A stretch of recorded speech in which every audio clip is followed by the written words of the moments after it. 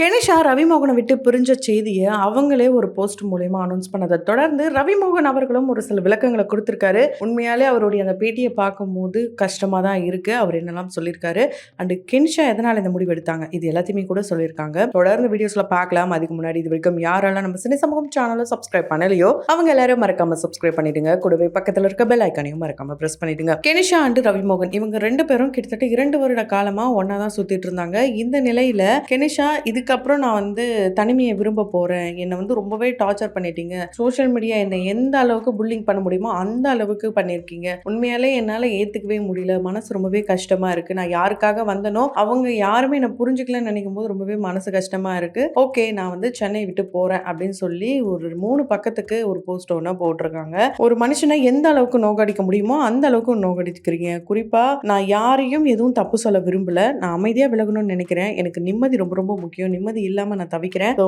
பப்ளிக்கா இருக்கட்டும், cinema industry, இந்த கமெண்ட் பண்றவங்க, இந்த பீப்புள் எல்லாரும் அவங்கள விரும்பி என்ன அசிங்கப்படுத்திட்டீங்க, ஸோ யாரெல்லாம் என்ன அசிங்கப்படுத்துனீங்களோ அவரை விரும்புறீங்களோ அந்த நபரை நான் விட்டுட்டு தான் போறேன். ஸோ அவங்களுடைய ஒய்ஃப் கூட அவர் இருக்கட்டும், நான் அவரை விட்டு விலகி போறேன், எனக்கு அவர் வேணாம், he is now all yours அப்படின்னு மென்ஷன் பண்ணியிருக்காங்க. நான் எந்த ஒரு எக்ஸ்பிளனேஷனும் யாருக்கும் கொடுக்க விரும்பல அண்ட் யாரையுமே வந்து பாதுகாக்கணும், யாரையும் தப்பா பேசணும்னு நினைக்கல, யாருக்கிட்டையும் சண்டை போட்டு போர் புரிஞ்சு நான் ஒரு விஷயத்த வாங்கணும்னு நினைச்சதே கிடையாது. நான் ஒரு முட்டாள் அப்படின்றத மட்டும் நான் உறுதியா நம்புறேன். ஏன்னா நல்ல பீப்புளா இருக்கிறவங்க அவங்களுக்கு தேவையா அந்த சான்ஸ் கிடைக்கும் போது வாழணும், சப்போர்ட் பண்ணணும், இப்படிலாம் தான் நான் நினைச்சிருக்கேன். ஆனா அந்த நபர் எப்படி இருக்காங்கன்னா போய் cheating, manipulating, full and full லைஃபையே வேற மாதிரி ஒரு கோணத்துல மாத்திட்டாங்க. நான் சென்னையை விட்டு போறேன், நான் ரொம்பவே கிவ் அப் பண்ணிட்டேன், எதெல்லாம் கிவ் அப் பண்ணக்கூடாதுன்னு நினைச்சேன், என்னுடைய மியூசிக், என் லைஃப் எல்லாத்தையுமே நான் கிவ் அப் பண்ணிட்டேன், இப்போ ஒண்ணுமே இல்லாம நான் போறேன், ஃபெமினிசம்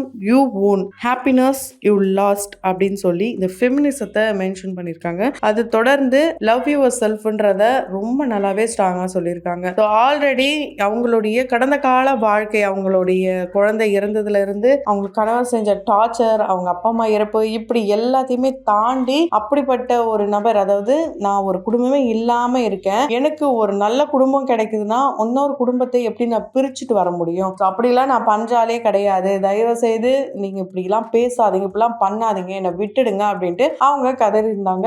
இப்பவும் அதை பத்தி தான் சொல்லியிருக்காங்க. இது மட்டும் இல்லாம இந்த பக்கம் இப்படி இவங்கன்னா அந்த பக்கம் ரவிமோகன் ரீசெண்டா நடந்த ஒரு கோயில் திருவிழால 2026க்காக நடந்த அந்த திருவிழால பாத்தீங்கன்னா ரொம்பவே எமோஷனலா ஹக் பண்ணியிருப்பாரு. அதை பார்த்துட்டு ஓகே கூடிய சீக்கிரம் உங்களுக்கு திருமணம் நடக்க போகுது போல இருக்கே அப்படிலாம் நினைச்சிட்டு இருந்தா, ஏன்னா ரவிமோகன் சொல்லியிருப்பாரு கடவுள் கொடுத்த கிஃப்ட் தான் இவ கெனிஷா அப்படிலாம் சொல்லியிருப்பாரு. அந்த அளவுக்கு நான் வந்து நூடல்ஸா இப்போ இருந்தேன், அந்த டைம்ல எனக்கு ரொம்பவே மனசளவுல ரொம்ப சப்போர்ட்டிவா இருந்த ஒரு நபர், என்ன புரிஞ்சுக்கிட்ட நபர் அப்படின்னு சொல்லி ரொம்ப பெருமையா பேசியிருந்தாரு. இப்படி பேசினவங்க எவ்வளவோ பிரச்சனைகள், எவ்வளவோ டார்ச்சர்களை அனுபவிச்சு அதை கடந்து வந்து அடுத்த கட்டத்துக்கு மூவ் ஆன் பண்ணியிருந்திருக்கலாம். ஆனா இப்படி 2 பேருமே வந்து கிவ் அப் பண்ணுவாங்கன்னு எதிர்பார்க்கல. ரீசெண்டா ரவிமோகன் ஒரு பேட்டி ஒன்று கொடுத்திருக்காரு. அதுல ரொம்பவே எமோஷனலா கத்தி எழுதிருக்காரு. ஃபெமினிசம்னா என்ன, நான் ஃபெமினிஸ்ட் தான், எனக்கு ஃபெமினிசத்தை பத்தி தெரியும், பெண்களை எப்படி மதிக்கணும், பெண்களை எப்படி நடத்தணும் எல்லாமே எனக்கு தெரியும், எனக்கு தெரியாதுன்னு யார் சொன்னா, எங்க அப்பா அம்மா என்ன அப்படி வளர்க்கல, ரொம்ப நல்லா வளர்த்துருக்காங்க,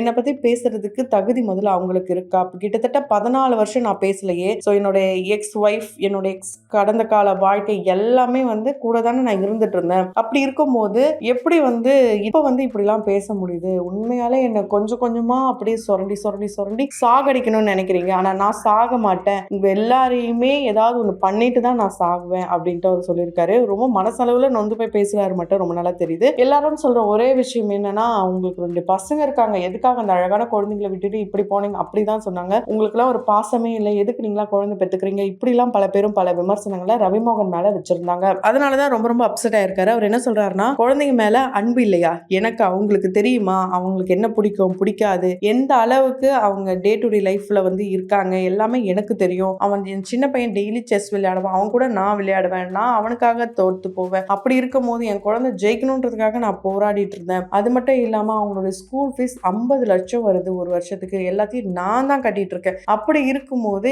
எப்படிங்க ஒரு குழந்தை மேல அன்பு இல்லைன்னு சொல்ல முடியும், உங்களுக்கு வாய் இருந்தா நீங்க என்ன வேணாலும் சொல்லுவீங்களா, ஒரு கேங்கா ஃபார்ம் பண்ணி என்னை அசிங்கப்படுத்தி என்னை அவமானப்படுத்தி என்ன ஏதாவது பண்ணணும்னு நினைக்கிற கூட்டத்துக்கு நீங்க சப்போர்ட் பண்றீங்களா, ஸோ இப்படிலாம் யாரும் பண்ணாதீங்கன்ட்டு ரொம்ப எமோஷனலா இருக்காரு. என்னுடைய பிள்ளைங்க, என்னுடைய பாசத்தை யாரும் தப்பா பேசாதீங்க. எங்க அப்பா, அம்மா வந்து என்னுடைய கல்யாணத்துக்கு வந்து அர்ச்சதா போட்டாங்க. அப்போ சொல்லும்போதே, "நீ நாசமா போ" அப்படின்னு தான் சொன்னாங்க. ஏன்னா, அவங்க என் கால்லலாம் கூட விழுந்தாங்க. "இந்த வாழ்க்கை வேணாம். இது செட் ஆவாது. நீ நீ நடுத்தெருவுல நிப்ப" அப்படிலாம் சொன்னாங்க. ஆனா, அதையும் மீறி நான் பண்ணேன். இப்ப அதே மாதிரி தான் நிக்கிறேன். நான் கஷ்டப்பட்டு கோடிக்கணக்குல கட்டின வீட்ல, இப்ப எல்லாரும் அவங்க இருக்காங்க. நான் இப்போ இந்த நடுத்தெருவுல நிக்கிறேன். எனக்கு எல்லா ஆதாரமும் இருக்கு. எல்லா இன்டர்வியூஸ்லயும் நான் கோவப்படுவேன். நான் வந்து சமாதானப்படுத்த மாட்டேன். அவரே தான் வருவாரு. அவ்வளோ ஹம்பிளான பெர்சன். இப்படிலாம் அவங்க இன்டர்வியூ குடுத்துட்டு, இப்ப வந்து என்னை இந்த அளவுக்கு மோசமா சித்தரிச்சு, எவ்ளோ அசிங்கம், அவமானம். நான் எவ்ளோ நேரம் தான் வாய மூடுறது? என்னதான் அசிங்கமா பேசுறதுக்கு நான் ஒரு செலிபிரிட்டி அப்படின்னு எனக்கு ஒரு பட்டத்த குடுத்தாலும், நானும் ஒரு மனுஷன் தான் அப்படின்றத முதல்ல எல்லாரும் புரிஞ்சுக்கோங்க ப்ளீஸ். அந்த அளவுக்கு சோஷியல் மீடியால சைபர் புல்லிங் பண்ணியிருக்கீங்க. 23 வருஷத்துடைய வாழ்க்கை, 14 வருஷம் நான் அதில் பேசல.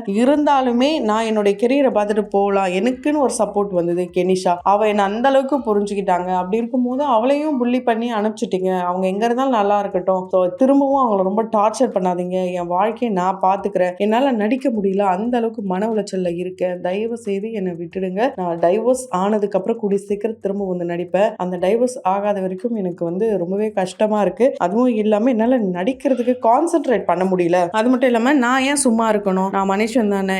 எல்லா ப்ரூஃபும் என்கிட்ட இருக்கு. ஃபெமினிஸ்ட் அப்படின்ற ஒரு டேகை வச்சு என்ன வேணாலும் பண்ணலாம், பேசலாம்னு அர்த்தம் கிடையாது. எனக்கு அசிங்கம் சொல்ல முடியாத அளவுக்கு அவமானம் இருக்கு. நான் உயிரோட இருக்கவே கூடாதுன்ற ஒரு மனநிலை தான் என்னை கொண்டு வராங்க. ஆனா நான் அந்த வேலையை இப்போ பண்ண மாட்டேன். ஆனா கூடிய சீக்கிரம் பண்ணுவேன். எனக்கும் வந்து ரொம்பவே மென்டல் ப்ரெஷர் இருக்கு. நானும் செத்து கூட போவேன். ஆனா உங்க எல்லாரையும் முடிச்சு விட்டு தான் போவேன். நான் யாரையுமே சும்மா விட மாட்டேன். நான் தான் விலகி இருக்கேனே. அப்போ வந்து மாப்பிள்ளை இதை கொடுங்க, மாப்பிள்ளை அதை கொடுங்கன்ட்டு தேவையில்லாம நான் ப்ரொடியூசர் ஆக்கினவங்களே என்னை ரொம்ப டார்ச்சர் பண்றாங்கன்னும் போது அந்த எக்ஸ் குடும்பம் என்னை வந்து உயிர் போகிற அளவுக்கு ரொம்பவே சுரண்டிட்டு இருக்காங்க. அதுக்கு எல்லாமே நான் வந்து முடிச்சிட்டு நான் வந்து உங்க எல்லாரையும் பார்க்குறேன். சாரி கேட்டுக்கிறேன். நான் நடிக்க மாட்டேன். எப்போ வருவேன்னு எனக்கு தெரியாது. என்னால் வேலை பார்க்க முடியல. ப்ளீஸ் என்னை புரிஞ்சுக்கோங்க. எனக்கு சப்போர்ட் பண்ணுறவங்களுக்கு ரொம்ப நன்றி. என் கூடவே இருங்க. இப்படி ரொம்பவே எமோஷ்னலாக கத்தி அழுது ஒரு ப்ரெஸ் மீட் ஒன்று கொடுத்துருக்காரு. உண்மையாலே ரவி மோகனுக்குள்ள இந்த அளவுக்கு வலிவேதனை இருக்கான்றதே மிகப்பெரிய கேள்வி. ஏன்னா இது வரைக்கும் போஸ்ட் மூலியமா தான் மாறி மாறி சொல்லிட்டு இருந்தாங்க. ஃபர்ஸ்ட் டைமா ஒரு ஓப்பன் அப் ஸ்டேட்மெண்ட் கொடுக்கும்போது அவருக்கு யாரெல்லாம் சப்போர்ட் பண்ண நடிகர்கள் அண்ட் ப்ரொடியூசர்ஸ் அதெல்லாமும் சொல்லியிருக்காங்க. அண்ட் இவ்வளோ இருந்தும் ஒண்ணுமே இல்லாம வந்து தனியா இருக்காரு. அன்பு கொடுத்தவங்களும் இப்ப போயிட்டாங்க. ஸோ நான் ஏன் வந்தன்ட்டு யாராவது யோசிச்சிங்களா? எல்லாருமே இந்த ஃபெமினிஸ்ட் பொண்ணு குழந்தைங்க இப்படியே சொல்றீங்களே, நான் ஏன் வந்திருப்பேன் அப்படின்ட்டு என் மேல அன்பு வச்சிருக்கிறவங்க யாராவது கொஞ்சம் யோசிச்சு அதை திங்க் பண்ணி அதுக்கு ஏதாவது சொல்யூஷன் சொல்லியிருக்கலாம். அதை விட்டுட்டு அந்த பொண்ணு கெனிஷா ஒண்ணுமே பண்ணாத அந்த பொண்ணு போட்டு நச்சரிச்சு ரொம்பவே அவளை அசிங்கப்படுத்தி இப்போ அவ இல்லாமலே போயிட்டா. ஸோ யாரையும் இதுக்கப்புறம் இப்படி பண்ணாதீங்க. நான் கூடிய சீக்கிரம் எல்லாரையும் வந்து பார்க்குறேன்ட்டு ரொம்பவே எமோஷனலாக பேசியிருக்காரு. உண்மையில அவர் பேசும்போது ரொம்பவே கஷ்டமாக தான் இருந்தது. அவருடைய பர்சனல் லைஃப் அப்படின்னு சொல்லிட்டு நம்ம விட்டு இருந்திருக்கலாம். இருந்தாலுமே இந்த பேடாக கமெண்ட் பண்ணுறவங்க அவங்க எந்த மனநிலையில் கமெண்ட் பண்ணுறாங்கன்னு தெரியல. இப்போ ஒரு 2 பேருடைய வாழ்க்கை கேள்விக்குறியாக நிற்கிது. அண்ட் இதில் ஒருத்தர் பார்த்தீங்கன்னா ரொம்ப பெரிய நடிகர்.